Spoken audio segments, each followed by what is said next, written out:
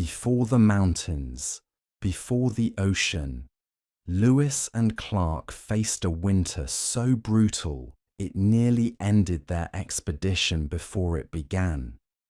As the temperature plunged below zero and the Missouri River turned to solid ice, the men feared they wouldn't survive the darkness to see spring. Settle in. Breathe deep. And if you enjoy these journeys, subscribe and comment where you're listening from tonight. The first snow came weeks earlier than anyone expected. Lewis stood on the riverbank that morning, staring at the Missouri as thin sheets of ice drifted silently along the water's surface. The air carried that hollow stillness that only appears before a long freeze. Even the men noticed it, voices lower, steps slower, as if each of them sensed the season turning against them. They weren't ready. Not yet. Fort Mandan existed only as a rough outline in the frost-covered dirt. The men had begun raising logs into place, but walls stood uneven, corners open to the wind, and gaps wide enough to let snow pour through. Clark walked the unfinished perimeter, jaw tight, calling out instructions to speed the work. Any delay now meant cold in their beds and sickness in their lungs. The men worked as fast as exhaustion allowed. Axe blows echoed through the valley. Frost clung to their sleeves. Logs resisted the cold, splitting unevenly, each swing harder than the last. Horses shivered in the background, breath curling into white clouds. Even the dogs seemed uneasy, pacing near the edge of camp, sniffing at the wind as if it carried warnings. By midday, the snowfall thickened. Fat flakes drifted down slowly at first, then faster, turning the half-built fort into the outline of a shipwrecked vessel swallowed by white. Lewis paced between the work groups, boots crunching through the rising drifts, encouraging men by name. His breath froze on his scarf, and frost gathered in his eyebrows. The Mandan villagers nearby watched the snowfall from a distance. They knew these winters intimately. They had survived them year after year, while travellers, men like Lewis and Clark, almost never stayed long enough to understand what the cold could become. A Mandan elder approached Lewis and pointed toward the horizon with a solemn expression, speaking quietly in his own language. Clark, standing nearby, translated what he could. A hard winter, longer than usual. The river would freeze sooner than they thought. Food would be scarce. Lewis thanked him, though unease spread in his chest. He returned to the construction site and helped haul another beam into place. The men's hands were reddening, cracking even beneath their gloves. A few paused to warm fingers under their coats, but Clark urged them on, gently but firmly. They needed walls. They needed a roof. They needed shelter before the wind turned cruel. By late afternoon, the snowfall eased, leaving the entire valley blanketed in white. The river slowed further, ice thickening near the shore. The temperature dropped so sharply that breath hung in the air longer than expected, drifting upward like pale smoke. The men gathered around a fire, pulling in close. The flames sputtered, fighting against the damp wood and rising wind.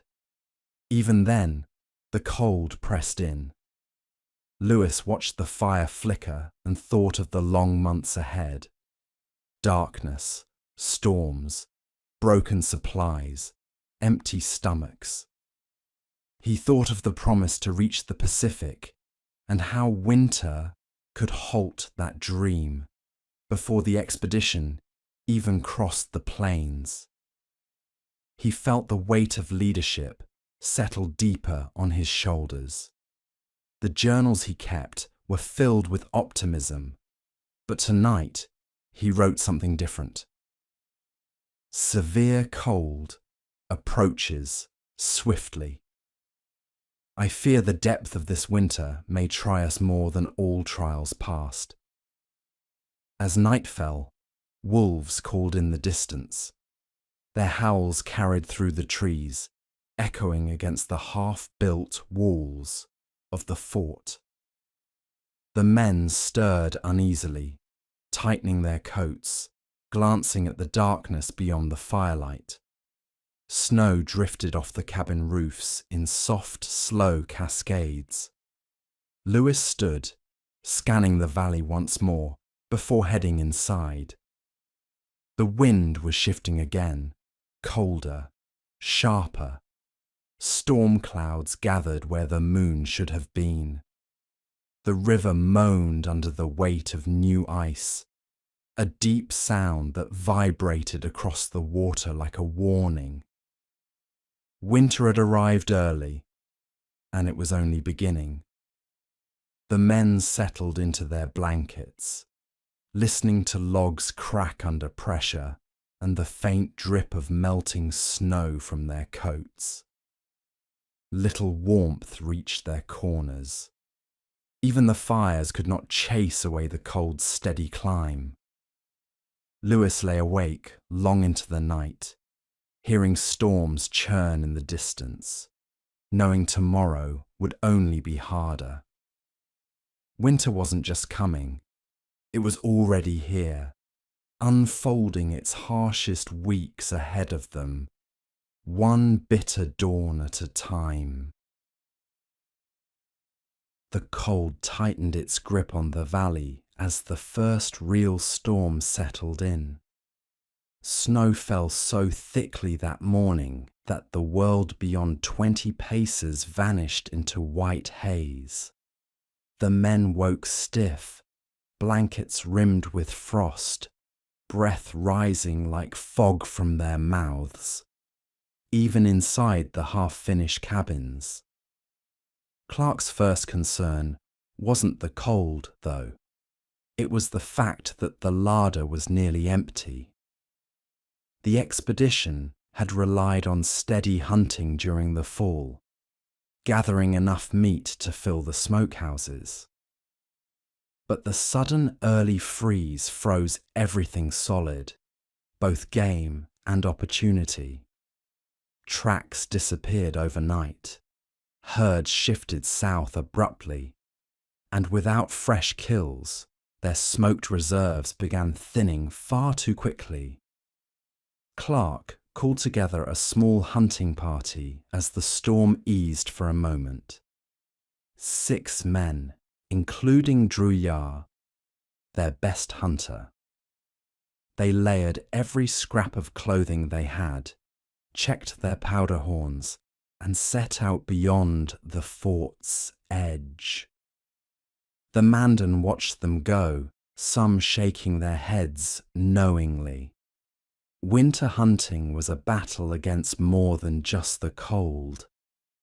Lewis stood at the gate, rubbing warmth into his hands as he watched the party disappear into the trees.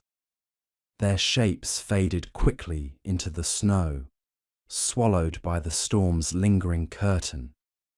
He knew what failure meant. Weakness spreading through camp, morale falling, sickness creeping into the men who were already pushed to their limit. Inside the fort, work continued slowly. Men repaired gaps in the walls with whatever they could find, scraps of hide, reeds, leftover bark. Smoke from the fires stung their eyes, but none dared complain. Better smoke than cold. Better discomfort than frostbite. Hours passed. No hunters returned. By afternoon, the wind shifted and brought with it the hollow silence that only deep winter carries. Snow settled on the roofs in even layers. Dogs huddled under porches. The Mandan village downriver seemed quiet, its own fires burning low beneath the weight of the storm. Clark paced the length of the fort's wall, eyes fixed on the tree line. Lewis joined him, feeling the same tension coil tight in his chest. "If they don't return by night," Lewis said quietly, "the cold will make their journey back twice as hard." Clark nodded, jaw clenched. "They know this land better than any of us. But the snow, it hides everything." Just before dusk, shapes emerged between the trees, slow, tired, trudging. Lewis exhaled sharply, and Clark hurried to the gate. The hunting party dragged a single deer behind them on a makeshift sled. One deer for 8 hungry men in the fort and a dozen more counting on the expedition's stores. Druyar looked exhausted, eyes red from the wind. "We tracked her for hours," he said. "The storm kept washing out the trail, barely caught up before she vanished into the bluffs." "Any sign of bison?" Clark asked. Druyard shook his head. "None. They've all moved on. Could be weeks before we see another herd." Lewis knew what that meant. The expedition depended on bison more than any other animal. They provided meat, fat, hides, everything. Without them, the winter would turn harder, faster. The deer was butchered quickly, hung in the smokehouse, and divided carefully.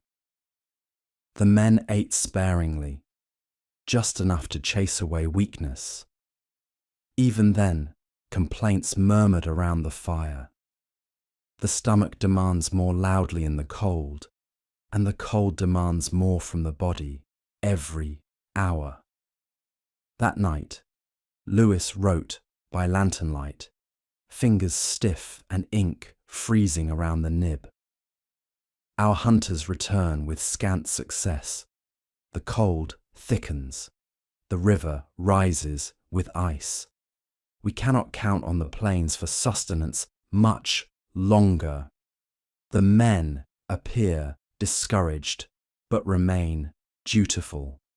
We must endure." As darkness deepened, the wind rose again, scraping across the log walls with a low howl. Snow drifted through cracks, no matter how much the men stuffed them. Fires popped and hissed. The cold found every weakness. Around midnight, a loud crack echoed through the valley, the Missouri River freezing solid in one sudden violent shift. The sound rolled like distant thunder, startling men from half-sleep. Lewis lay awake after, listening to the eerie groans of the ice expanding beneath the dark. By morning, everything outside had changed. The river, once alive with flowing water and drifting ice, lay still and white, a frozen slab stretching into the horizon. The land had sealed itself into winter's grip, and the game had vanished completely. The men woke hungrier than the day before. Firewood burned faster in the cold. Their supplies dwindled quietly in the shadows. The harshest weeks still lay ahead, but the fear had already begun. They wouldn't survive the winter without food. And the winter wasn't loosening. It was only tightening. The temperature dropped so sharply over the next few days that even the Mandan remarked on it. The cold was no longer a backdrop to the journey. It was a living force pressing in on every corner of the fort. Breath froze in mid-air. Axe handles stuck to bare skin. The men had to warm their rifles by the fire before loading them. Metal that cold could crack a barrel. Each morning began the same way. The fires burned low, the cabin floors glittered with thin layers of ice, and the men woke stiff and quiet, as if their bodies belonged more to the frost than to themselves. Lewis walked the fort at dawn, inspecting the roofs, touching the walls, listening to the faint creaks of frozen logs shrinking against each other. Even inside, the cold felt sharp enough to split wood. The biggest problem was the fire. No matter how much they fed the hearths, the flames rarely grew past a low, stubborn burn. Damp wood, frozen logs, and a constant trickle of wind through gaps in the cabin walls made the fires temperamental.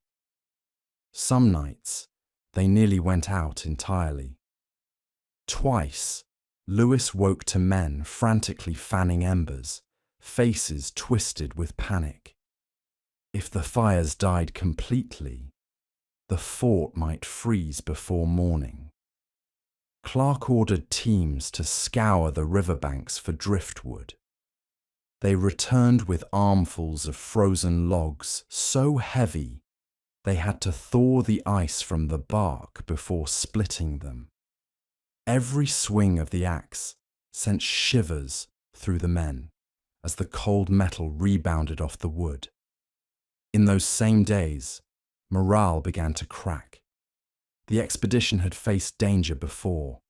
Rapids, storms, capsized boats, hostile encounters. But the cold was different. It didn't strike all at once. It eroded. It seeped in. It wore them down hour by hour, turning breath into ice crystals and strength into trembling. One night, Private Windsor, usually the strongest among them, collapsed near the hearth, unable to stand after a day spent hauling wood. His hands had hardened into claws of numb flesh. Lewis rubbed life back into them near the flame, watching as pain finally returned in sharp waves that made Windsor grit his teeth. "This cold will kill us if we let it," Lewis wrote in his journal afterward. "We must not surrender even a moment to despair." Outside, wolves drew closer. Food scarcity drove them into the valley, their prints circling the fort at dawn and dusk. The men heard them often during the night, their calls rising through the trees, echoing off the frozen river. A few times, the wolves came so close, their shadows flickered against the cabin walls when the moonlight broke through the clouds. One evening, Corporal Worthington was chopping wood near the northwest corner when he saw 3 wolves watching from the tree line. He backed toward the gate slowly, axe raised. They didn't attack, but they lingered longer than wolves usually dared. Hunger made everything bold. By the 4th week, the cold reached its worst so far. The temperature plunged below -40 degrees Fahrenheit. Air that cold had weight. It pressed against the lungs, made each inhale feel like swallowing ground glass. Water froze inside canteens even when held close to the body. Leather cracked. Rifles misfired. Ink in Lewis's journal stiffened so quickly he had to keep the bottle wrapped in cloth near a lantern. Inside the fort, the men took turns sleeping in shifts near the fire, rotating positions so that no one spent too long in the bitter corners. Those assigned to the edges woke with frost in their hair and stiffness so deep it took an hour of movement to shake loose. The night the cold reached its worst, the river made a sound none of them had heard before. A deep, slow rumble that rolled beneath the ice like a distant avalanche. The men shot upright, startled, listening as the frozen Missouri expanded and cracked, massive slabs shifting beneath the surface. "It sounds alive," one man whispered. And in a way, it was. The cold forced everything into motion. Wood shrinking, ice growing, wolves circling, men struggling to keep their spirits from breaking. Lewis knew this was only the beginning of winter's test. He wrote fewer words now, not for lack of thought, but because the cold stiffened his fingers so badly he struggled to hold the pen. Most nights, he simply stared at the flame, thinking about the long months ahead. The expedition had crossed dangerous waters and wild plains, but none of it felt as overwhelming as this quiet, suffocating cold. And though he told the men to stay hopeful, to trust spring, to trust the journey, Lewis felt a truth he didn't dare speak aloud. If the hunting didn't improve, if the fires didn't hold, if sickness spread, this winter could be the one challenge they wouldn't overcome.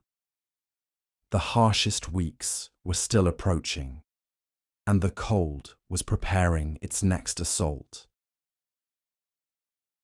Hunting became a necessity, not a choice. The men were eating smaller portions every day, and even then the cold burned through those calories faster than they could replace them. By the fourth week, Lewis and Clark agreed they had to send out another hunting party. Storm or no storm. The air that evening was painfully cold, the kind that made breath turn to frost instantly and cracked leather with a single bend. Clark picked the strongest men, drew Yar among them, and gathered them near the gate. Rifles stayed wrapped in hide to keep the metal warm enough to fire. Powder horns were tucked under coats to stop them from freezing. "Stay together," Clark warned. "Wolves have been circling." He wasn't wrong. Tracks had appeared every morning. Deep, heavy prints weaving around the fort's edge. Some nights the howls rose so close that men woke thinking wolves were inside the walls themselves. The hunting party slipped into the trees, lanterns flickering in the wind. Lewis watched them vanish into the dark, the forest swallowing their light in seconds. The fort felt emptier without them. Inside, the men tended the fires, chopping wood and mending torn gloves. The flame sputtered often, struggling against the creeping draft. Lewis walked the inner perimeter, listening to the low moan of the frozen river and the pine trees cracking in the wind.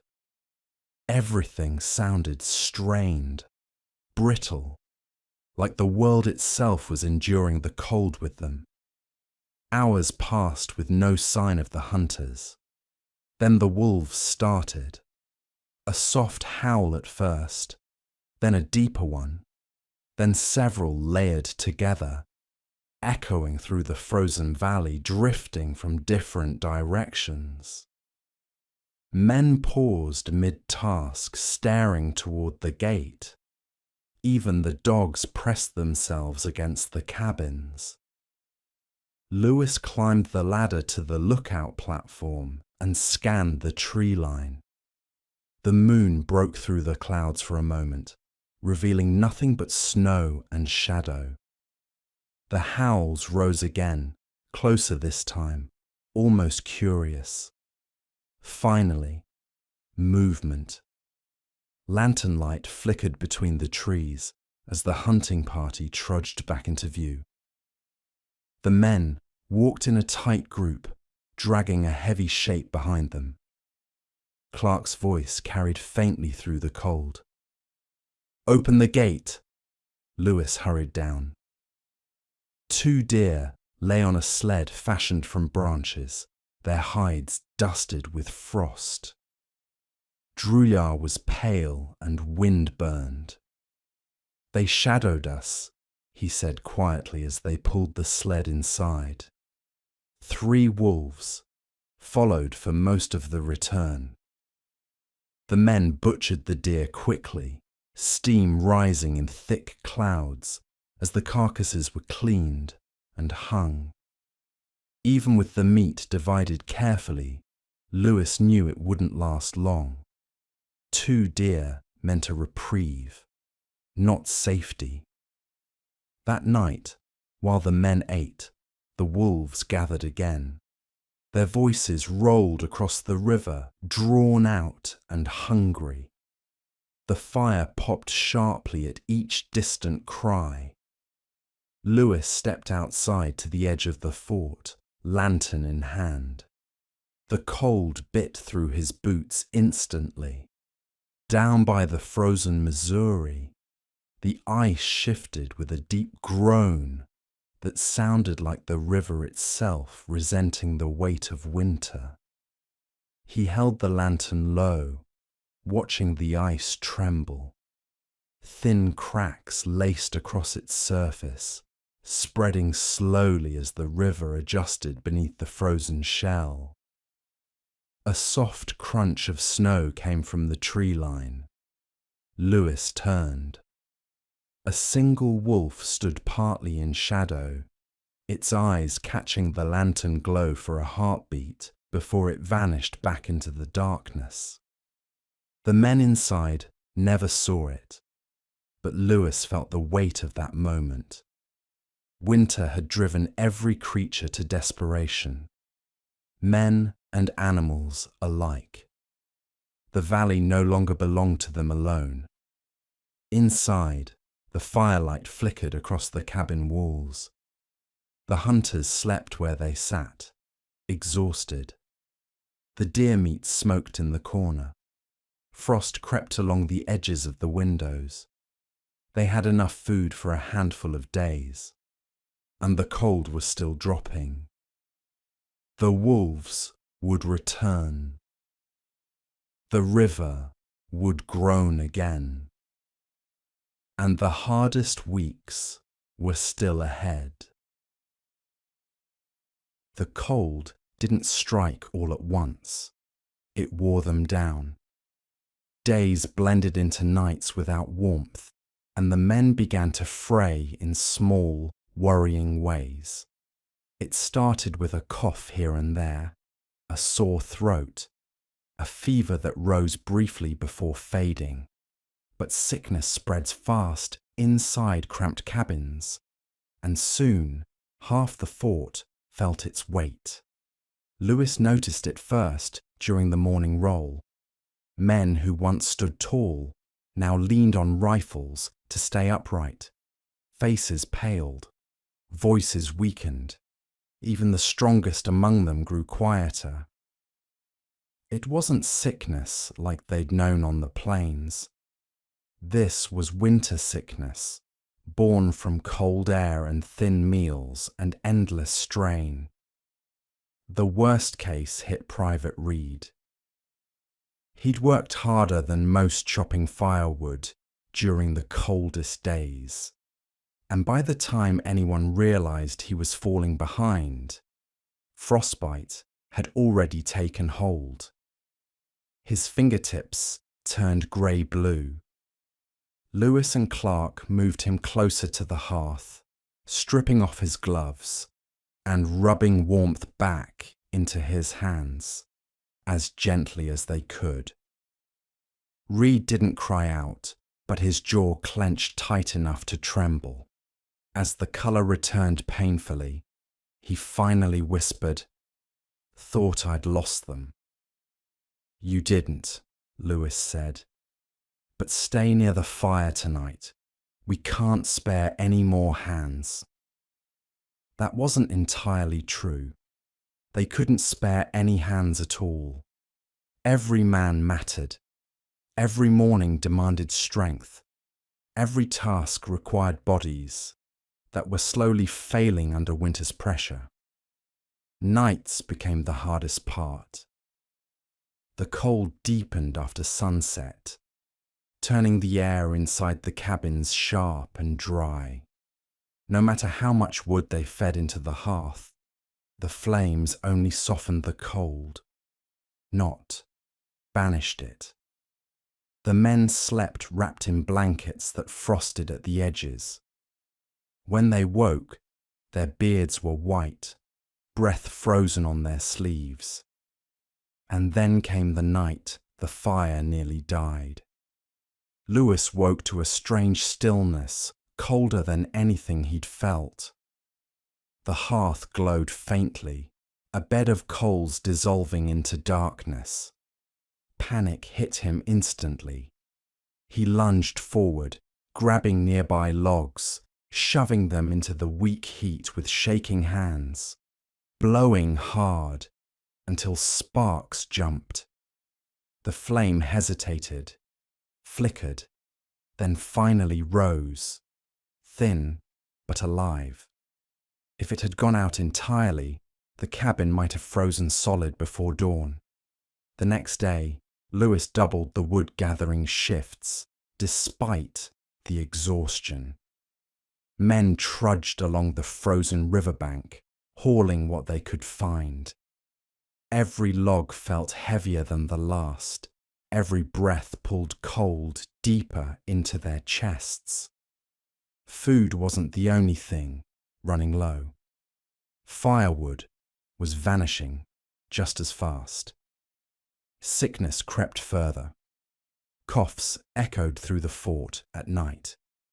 One man collapsed during a wood shift, shaking from fever despite wearing 2 coats. Lewis mixed what medicines he had. A small supply of bark, dried herbs traded from the Mandan, but the cold drained strength faster than the remedies could restore it. Winter brought a different kind of fear too. Silence. There were evenings when the fort grew so quiet. Lewis worried the men were slipping away into their own minds. No talk, no songs, no complaints, just heavy breathing and the soft crack of firewood. The cold numbed more than fingers. It numbed hope. On one particularly bitter night, Clark and Lewis walked the perimeter together. Their boots crunched through snow as the moon cast pale light across the valley. The Missouri River groaned again under shifting ice, but even that ancient rumble sounded tired. "They can't take many more weeks like this," Clark said quietly. Lewis nodded. "Nor can we." Another groan echoed across the river. Then, faintly, wolves answered from the ridge, thin, hungry cries. The men stiffened instinctively, even though they were behind the fort walls. Hunger was making the wolves reckless, and starvation made everything dangerous.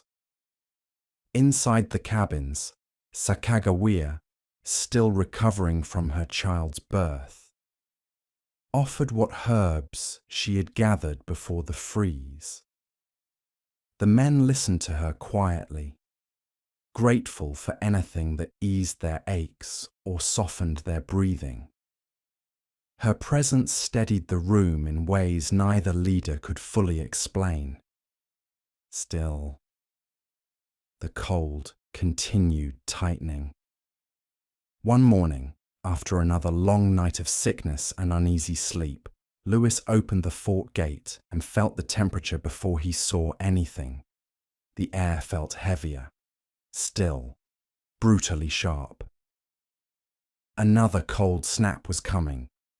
The men looked to him, waiting for orders, faces hollow but hopeful enough to listen. He took a slow breath, watching it freeze instantly. The harshest weeks were arriving. The coldest days were ahead. And the expedition's strength was nearly spent. But they moved anyway, quietly, stubbornly, because the only other choice was not to move at all. Snow fell again that morning, soft at first, then heavy enough to blur the tree line into a pale smudge. The men woke to another layer of frost on their blankets, their breath turning to fog in the dim cabin light. The cold snap had come early in the night, and none of them had slept well. Even the fires, fed constantly, barely dented the chill. By midday, visitors arrived. A small Mandan group approached the fort, wrapped in thick hides, faces marked with snow and windburn. Lewis saw their breath rising in great clouds as they entered the gate.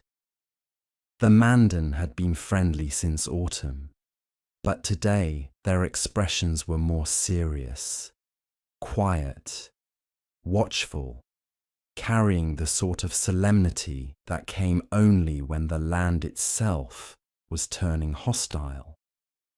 One elder stepped forward and spoke to Lewis in slow, deliberate words, pausing often so Charbonneau could translate. "The cold will deepen," Charbonneau said, "worse than before. The ice will thicken. The winds will come from the north." Lewis listened closely. The Mandan had survived winters here for generations. Their warnings carried more weight than any journal entry or scientific guess.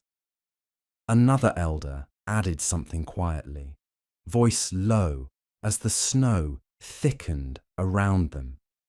Charbonneau swallowed before translating. He says, "Other tribes suffer too. The Sioux grow restless. Hunger makes all men unpredictable." Lewis and Clark exchanged a glance. The Teton Sioux had been tense with them earlier in the expedition, an encounter that nearly turned violent. If the Sioux were struggling through winter, it could lead to desperation. And desperation, in this cold, was as dangerous as any storm. The elders also warned of wolves, more than usual, hungrier than usual. They spoke of packs gathering near villages, stealing meat, prowling in daylight. The Mandan hunters had seen tracks the size of a man's palm. Lewis thanked them for the warnings, offered what supplies he could spare, and watched them disappear into the white haze. Their departure left a heavy quiet behind, one that settled across the fort like another layer of frost. Inside, Clark helped mend a broken section of the wall, while Lewis gathered the men to relay the elder's message. They listened silently, shoulders hunched, eyes dull with exhaustion. The talk of hungry tribes and hungrier wolves didn't spark fear so much as a grim awareness that their situation was growing more precarious. Work continued anyway. The men patched roofs, reinforced the smokehouse, and checked gunpowder supplies. Every movement felt heavier in the cold, every breath harsher. The cold seemed to grind down morale as much as it froze the river. By late afternoon, snow swallowed the valley again. The air darkened early, as if winter were dragging the sky down toward the ground. Fires hissed inside the cabins as wet wood thawed and snapped. The fort felt smaller than usual, its walls closing in against the storm. That evening, Clark and Lewis walked the perimeter together. Lantern light flickered against the snow as they moved along the wall, boots crunching rhythmically in the stillness. "We'll need more food soon," Clark murmured. "We'll need cooperation from the tribes too," Lewis replied. "Or luck." Lewis exhaled slowly. Luck has been scarce. As they passed the eastern wall, a deep groan rose from the river, the ice shifting, stretching, announcing its presence like a living thing. The sound vibrated under their feet. Beyond the fort, the dark ridge stood silent, except for the faint suggestion of movement near the trees. Wolves again. They didn't step into the lantern's glow this time, but their shapes flickered between branches. Quiet, patient shadows, watching the fort breathe warm air into the frozen night. The men inside kept the fires fed, but the cold seeped in through the smallest cracks. Frost formed inside the cabins now, a thin, sparkling crust that rimmed the windows and crept across the floorboards. The cold was no longer something outside the walls. It had infiltrated their space, their clothes, their bones. Later, Lewis opened his journal, warming the ink bottle between his palms. He wrote slowly, the words stiff with worry. "Mandans say the worst is near. Sioux restless, wolves emboldened. Our men fall to sickness and cold. I pray spring will not tarry." He paused, listening to the wind rattle the cabin walls. The lantern flickered. Someone coughed in the next room, a harsh, wet sound that echoed with fatigue. He dipped the quill again and finished with a line he did not plan to share. "I fear we may not see the end of this winter." He closed the journal, fed another log into the fire, and lay back with his coat still on. Outside, wolves sang to the frozen river. Inside, the men tried to rest. And somewhere between them, winter tightened its grip one more notch. The cold arrived without warning. No wind shift, no lead-grey sky, no quiet hint that the temperature was about to fall farther than anyone in the fort thought possible. It happened in the middle of the night, a sudden, brutal drop that woke men from sleep with the sensation of having stepped directly into icy water. Lewis felt it first as a stab of pain in his fingers.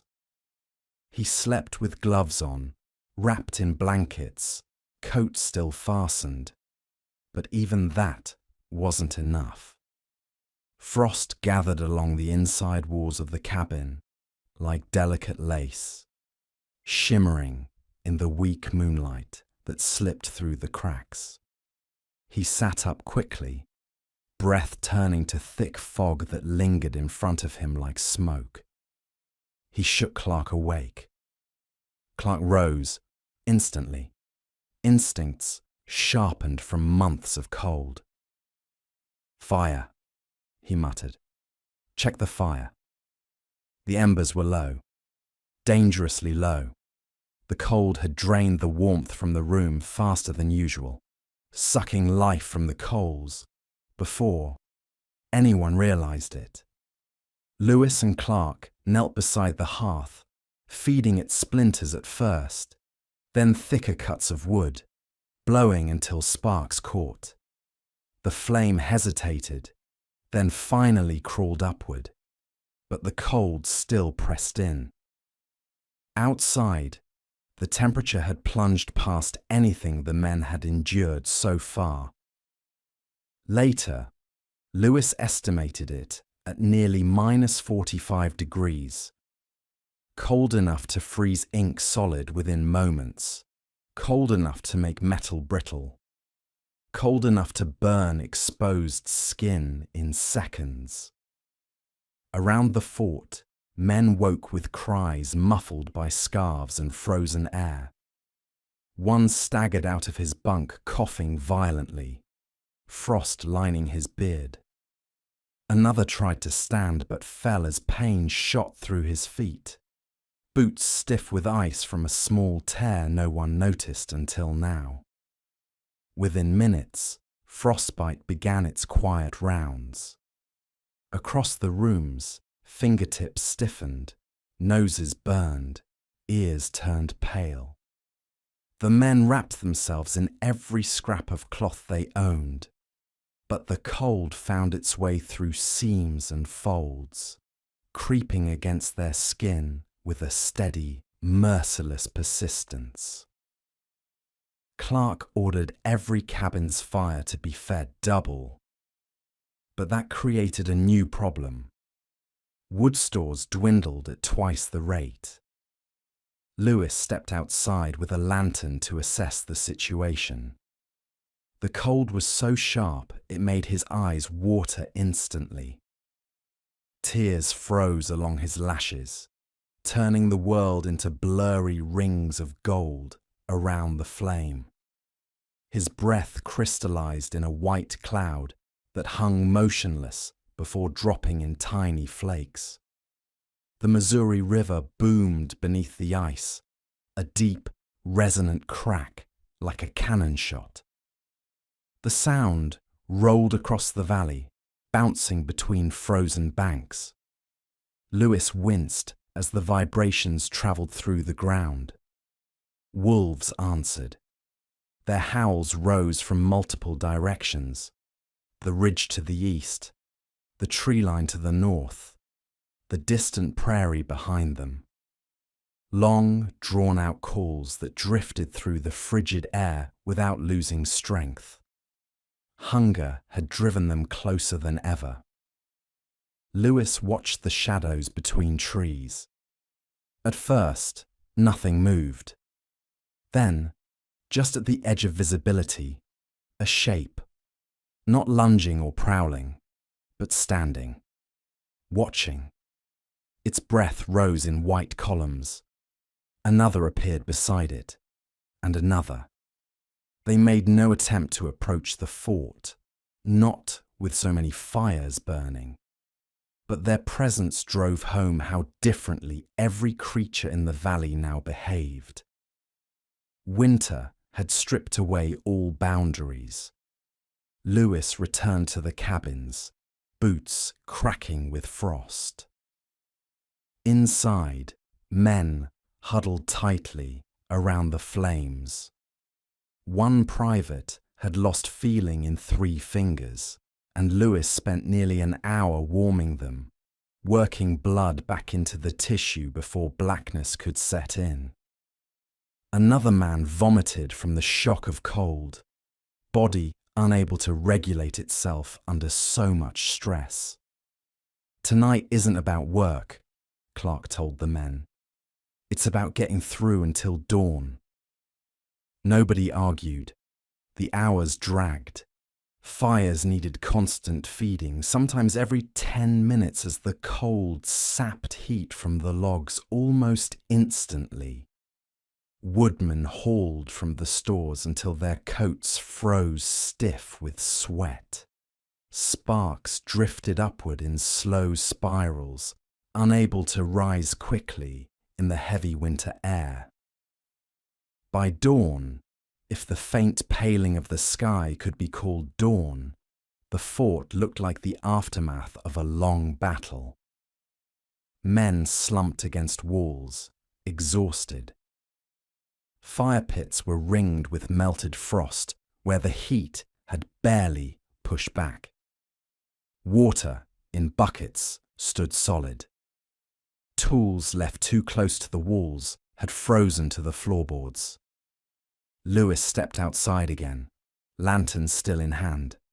The air was silent, brittle. The wolves had vanished. The river crackled quietly beneath its thick armour of ice. He breathed carefully, testing the morning air. Still freezing, still harsh. But the night's most merciless edge had passed. He closed his eyes for a moment, letting the one light settle over him. They had survived the coldest snap of the winter, but it had cost them strength, supplies, and a small measure of hope. And winter still had weeks left to give. The morning after the coldest snap felt strangely quiet. Not warm. Nothing in that valley resembled warmth. But the air held a softer edge, as if the storm had exhausted itself and left only a fragile stillness in its wake. Men moved slower but steadier, warmed by the fires that finally began to hold their heat again. The sun, weak and pale, glimmered through a thin veil of clouds. It wasn't enough to melt anything, but it was enough to lift spirits ever so slightly. Sacagawea noticed it first. She stood near the entrance of the main cabin, her infant wrapped tightly against her chest, a strip of fur shielding his face. The child had survived nights no newborn should be able to endure, thanks mostly to her vigilance. She watched the sky for several minutes, then turned to Lewis with a small nod. "The wind changes," she said in soft Hidatsa, Charbonneau translating beside her. "Not warm yet, but kinder." Lewis returned the nod, with a tired but grateful smile. Sacagawea spoke lightly, rarely more than necessary, but when she observed the land, it was with a clarity no one else possessed. She had seen storms on these plains before. She knew the difference between a pause and a threat. The men needed that confidence. After the brutal night they'd survived, hope had become as scarce as food. Faces softened when Sacagawea spoke, just slightly, but enough that Lewis saw the change. Even the dogs lifted their heads and sniffed the calmer air. Clark used the morning lull to check the fort's walls. The logs had contracted so violently in the cold snap that new gaps had formed in places they thought secure. Men stuffed them with whatever they could: scraps of old shirts, leftover hide, grasses frozen stiff. Every inch mattered. One gap, left unchecked, could drop a cabin's temperature faster than a man could build a fire to fight it. Yet, despite the work, despite the exhaustion, the fort felt a little less grim today.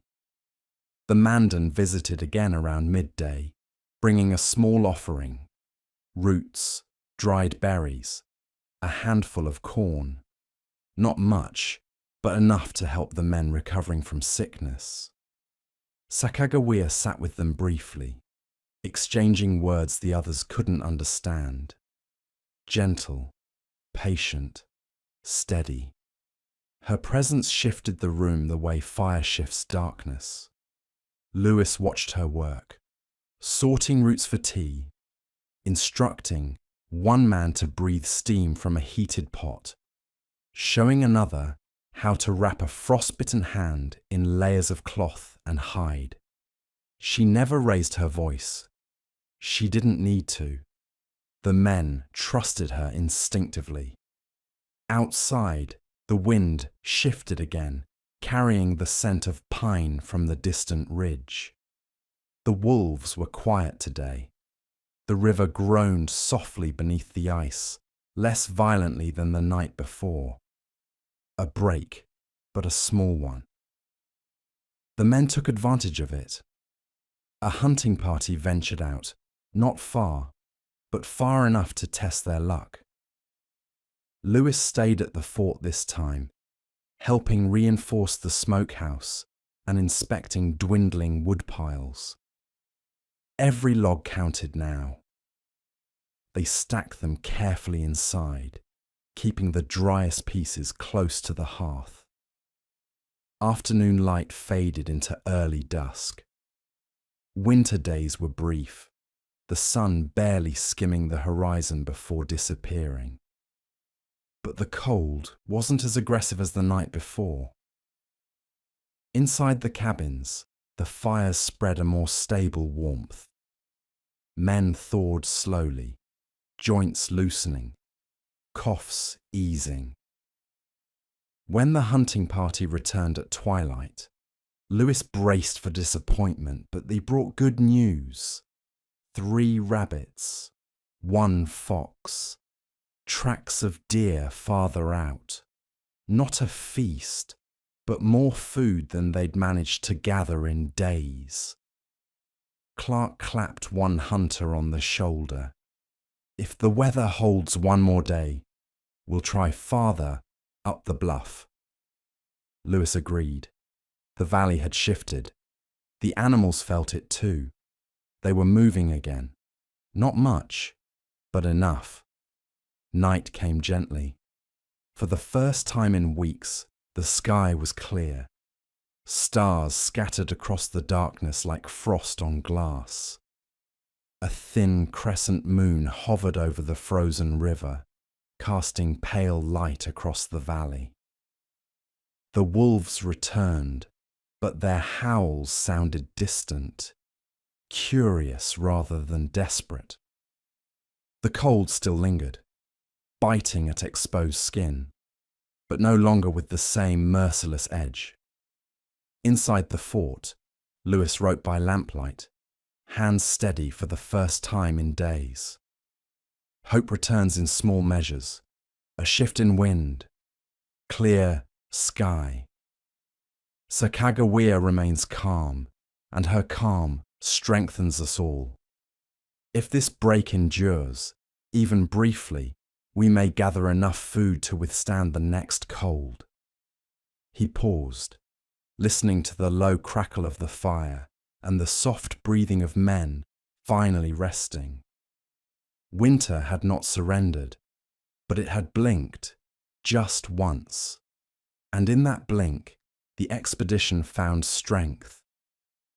Sacagawea fed her infant near the hearth, humming a quiet tune. Outside, the valley held its breath. For the first time in many weeks, the night did not feel like an enemy. The brief break in the weather faded quickly. By morning, a sharp wind returned, cutting across the valley with a sting that warned the cold wasn't done with them yet. The men moved slowly, shoulders hunched, breaths fogging the air. Even the fires burned lower than usual, as if winter were trying to smother them again. What worried Lewis more than the cold, though, was the food. What little they had left would not last more than a few days. Clark gathered the best hunters, Druyar among them, and explained the situation in plain terms. "We need a large kill," he said, "something to carry us through the next storm." No one argued. Hunger made the decision for them. The hunting party crossed the frozen Missouri as dawn smeared a thin line of grey across the sky. Lewis watched them fade into the trees, boots crunching through brittle crust. The valley swallowed them quickly. Soon, only the shifting wind remained. Inside the fort, the men worked quietly. Some split frozen wood. Others rested near the fire, blankets wrapped tight. Sacagawea prepared a thin broth from the mandan roots, offering it to those still fighting winter sickness. Her calm steadied the cabin more than the fire did. Hours passed with no sign of the hunters. Then, distant echoes, a rifle shot, another. The sound carried cleanly through the frozen air, then vanished as quickly as it came. Lewis and Clark exchanged a look, a hit or a warning. Either way, it meant movement. The fort waited. Finally, as afternoon dimmed toward early dusk, lanterns flickered between the trees. The hunting party trudged into view, exhausted, cold, but alive. Behind them, lashed to a sled of bent branches, lay a large deer. A wave of relief washed through the fort. Men stood straighter. The fire felt warmer. Even the dogs wagged their tails weakly. Druyard's voice was raw when he spoke. Tracked her for miles. Wolves nearly got her first. The deer was hauled into the smokehouse, and the men set to work immediately. Steam rose around them as knives cut through frozen hide. Nothing was wasted. The meat was divided carefully, some for immediate eating, the rest for drying. But winter didn't let victories sit long. As the butchering ended, clouds thickened again. Snow began to fall, soft at first, then in heavy sheets that blurred the valley. The wind returned with a low, steady push that made the cabin walls creak. By nightfall, another storm was raging. The wolves arrived soon after. Their howls carried through the storm, closer than before, hungrier. A few times the cries rose directly outside the walls, long and sharp, enough to send ripples of tension through every man awake by the fire. Lewis peered out a crack in the cabin wall. Nothing moved in the blizzard, but he felt eyes somewhere in the dark, watching the warmth they couldn't reach. Inside, the men huddled closer to the hearth.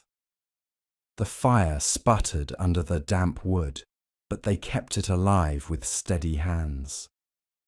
Venison broth simmered in a pot. Even a spoonful brought strength back to men who hadn't eaten well in weeks. The storm hammered through the night, slamming snow against the fort. The river cracked again, a deep, rolling sound that shuddered through the floorboards. The wolves fell quiet suddenly, as if listening. Then, silence. When morning finally came, faint and grey, it revealed a changed valley. The storm had passed.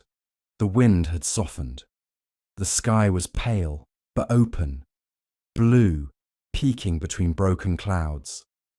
The cold was still sharp, but something in the air felt different, lighter, like winter had finally exhausted its harshest blows. Lewis stepped outside and breathed the icy air. It burned his lungs, but not like before. Somewhere high above, a raven croaked, a small, simple sound, but full of life. He felt his chest loosen slightly. Inside, the men ate warm venison for breakfast, spirits rising.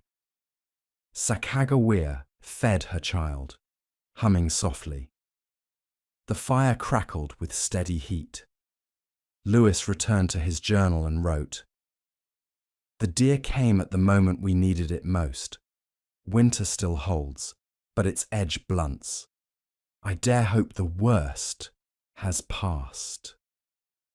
He closed the journal gently. They had survived the late winter crisis, and spring, faint, distant, but real, felt like it had finally taken its first small breath. By the time the storm fully passed, the valley felt like a different world. The air was still sharp, still cold enough to sting exposed skin, but the cruel edge, the deep, bone-cracking brutality of midwinter, had softened. When Lewis stepped outside that morning, he felt something he hadn't sensed in months. The faintest suggestion of warmth buried deep in the stillness. It wasn't heat exactly, more like an absence of suffering. The sky was clearer than it had been all winter. Wisps of pale cloud drifted across soft blue. Sunlight touched the tops of the cottonwoods with a thin, golden sheen. Snow still covered the ground in thick layers, but it sparkled rather than smothered. Clark joined Lewis at the edge of the fort gate, arms folded tightly against the cold. "Feels different," he murmured. Lewis nodded. "Winter loosens its grip." The men sensed it too. Their movements were lighter, their breaths steadier. Even the sickest among them sat upright for longer stretches, warmed by venison broth and a cabin that, for once, held heat instead of losing it. The fire crackled with a steady confidence that had been missing for weeks. Sacagawea stepped out briefly, her infant tucked inside her coat.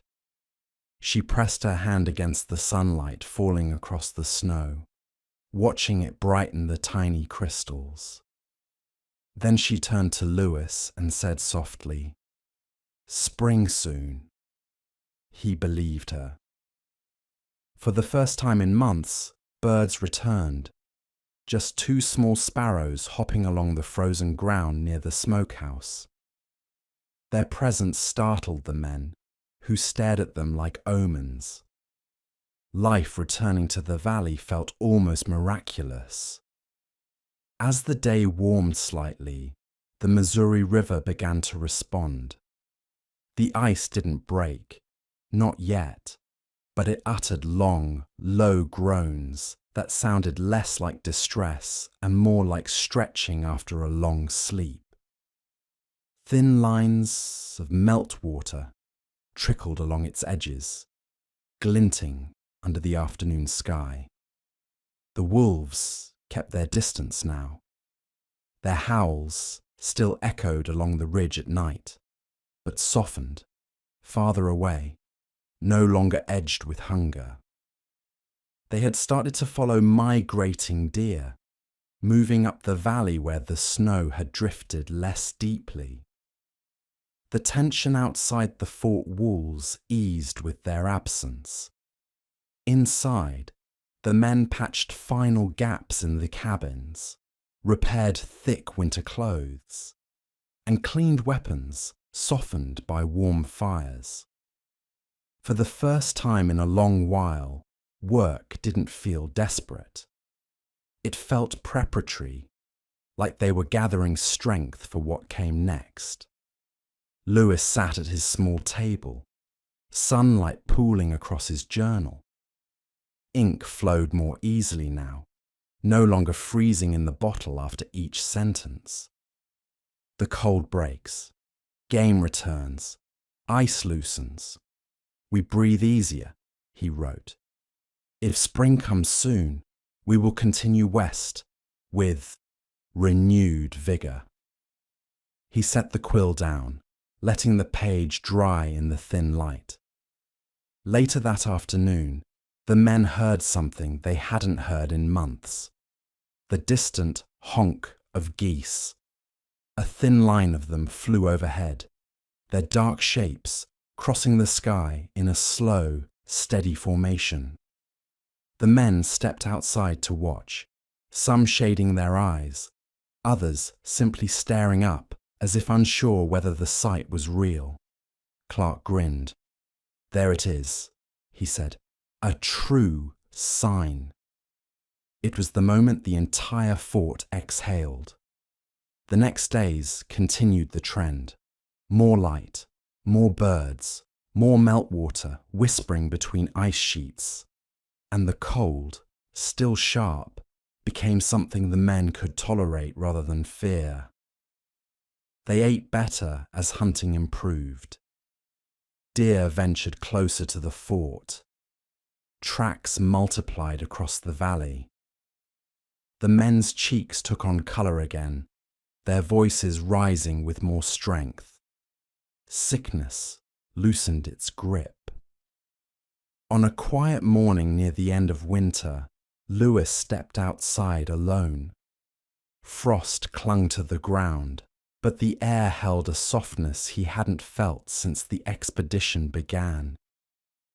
He listened to the murmur of melting snow dripping from the roofs, the soft rustle of wind through awakening branches, the gentle creak of the fort settling into warmer days.